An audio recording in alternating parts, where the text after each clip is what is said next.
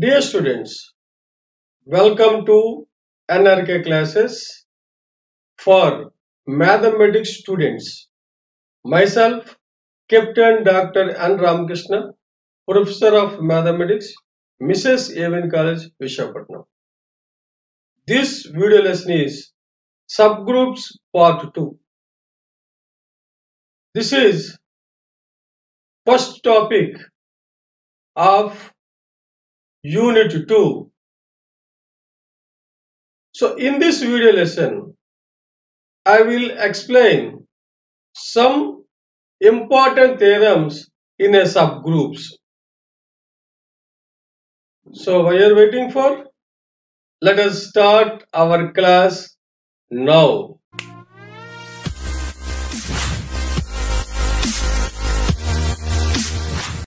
Dear students, in this video lesson, I can explain the union of two subgroups again a subgroup of group G if and only if one is contained in the other, and HK are two subgroups of group G and HK is a subgroup of group G if and only if HK is equal to KH.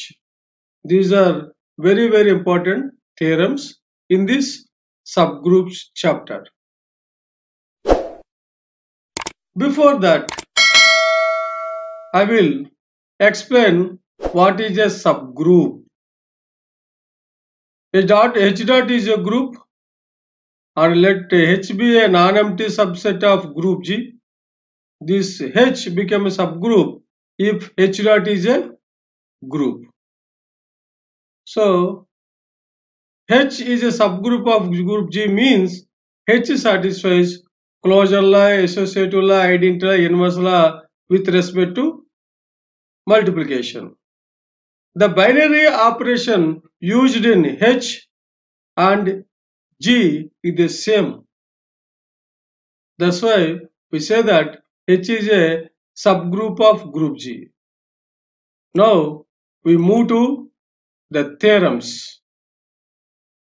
The first theorem is the union of two subgroups of group G is again a subgroup of G if and only if one is contained in the other. Contains means subset. If H1, H2 are two subgroups, H1 is union H2 is a subgroup of group G if and only if H1 is contained in H2 or H2 is contained in H1.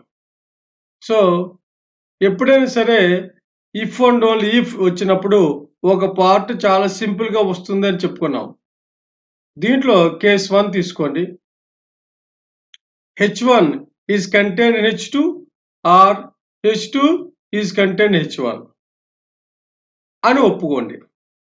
Let us assume that this holds. H1 is contained in H2. So what it means? Take the union, which is the bigger. H2 is the bigger because H1 is contained in H2. So H2 is bigger. The H1 union H2 is nothing but H2. H2 is a subgroup. Therefore, union is a subgroup. In the other case, H2 is contained in H1. In this condition, which is the bigger? H1 is the bigger. So H1 union H2 is nothing but H1. What is H1? Is subgroup. So in this case, H1 is contained H2 or H2 is contained H1, then H1 union H2 is a subgroup of group G. So this is very clear, very simple. Now what is other part?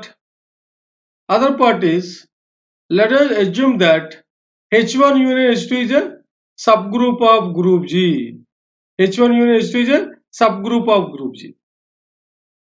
So what we are going to prove? We will prove that H1 is contained in H2 or H2 is contained in H1. Suppose this doesn't happen. H1 not contained H2 and H2 is not contain H1. Not contains means this H1 not contain H2 means H1 contains an extra element than that of H2. Let it be A. So A belongs to H1, that A does not belong to H2.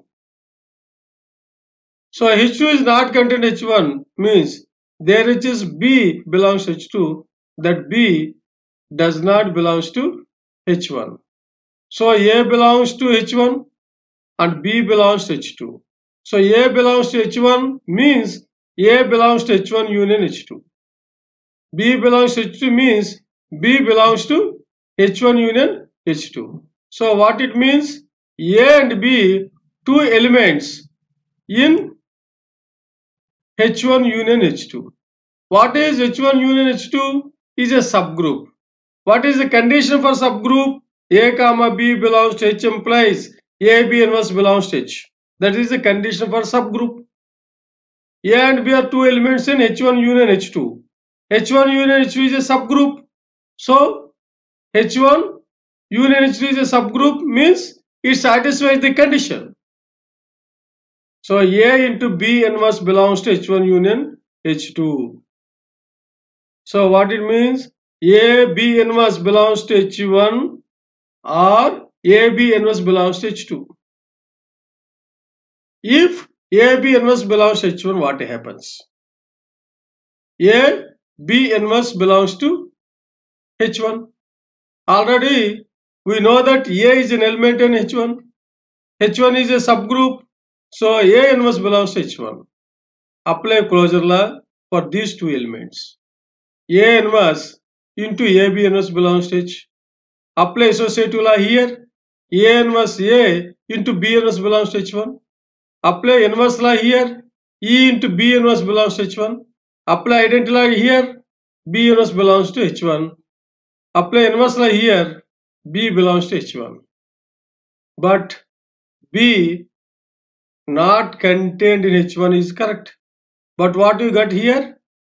B belongs to H1, which is a contradiction. Which is contradiction. Contradiction means impossible, doesn't happen, absurd. So why you got the contradiction here? AB inverse belongs to H1. Our supposition is wrong. Therefore, AB inverse does not belong to H1. Okay, AB inverse does not belong to H1. So, we conclude that AB belongs to H2? No. Again, you can take AB inverse belongs to H2 and B belongs to H2. Apply closure law here. AB inverse into B belongs to H2.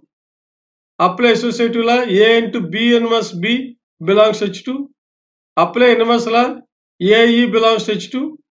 Apply identity law. A belongs to H2. But A, at the beginning of the theorem, I told that A does not belong to H2. But here we got A belongs to H2. This is also contradiction. Why? Because AB inverse belongs to H2 is wrong. So AB inverse does not belong to H1. Here we obtained AB inverse does not belong to H1. Here also we obtained AB inverse does not belong to H1. So it doesn't belong to H1 and H2 means it doesn't belongs to H1 union H2. So H1 from this we conclude that H1 union H2 is not at all a subgroup. This is a contradiction to the hypothesis. What is our hypothesis?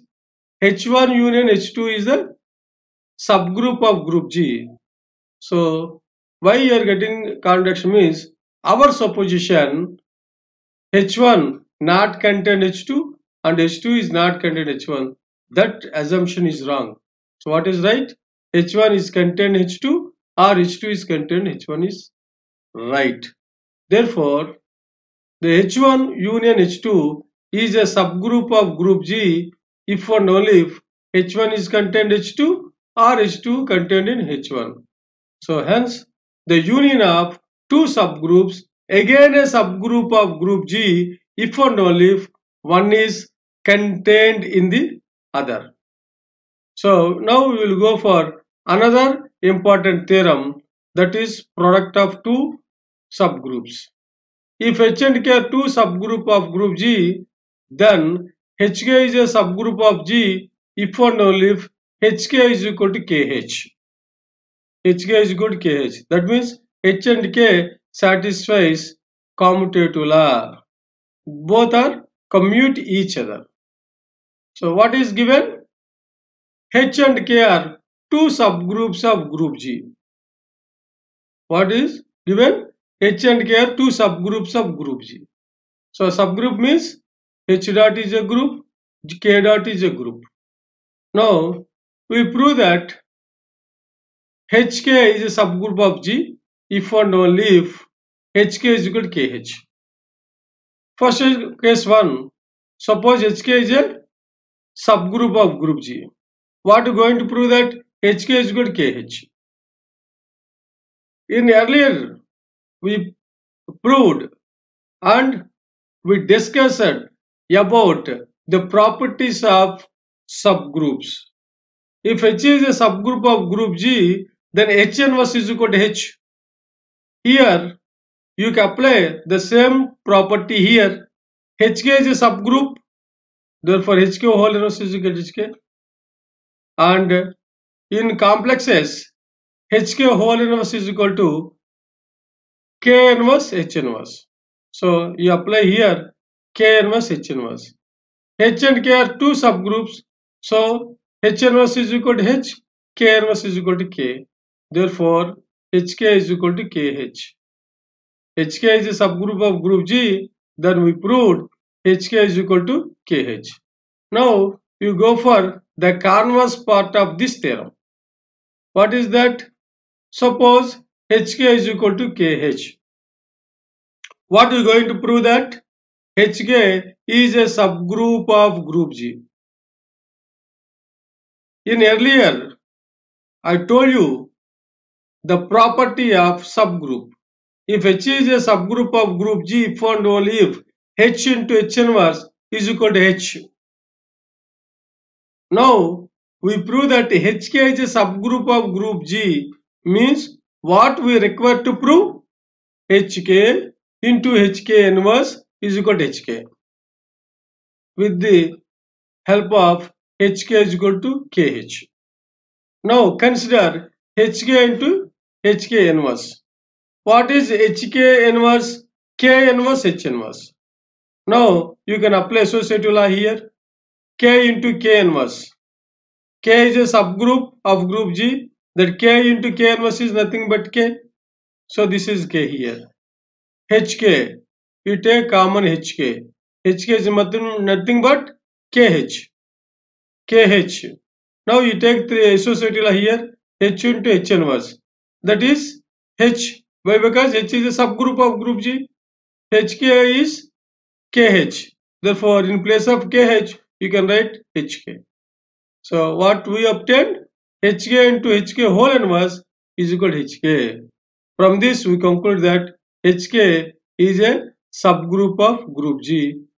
So, hence we proved HK are two subgroups of group G. Then HK is a subgroup of group G if and only if HK is equal to KH.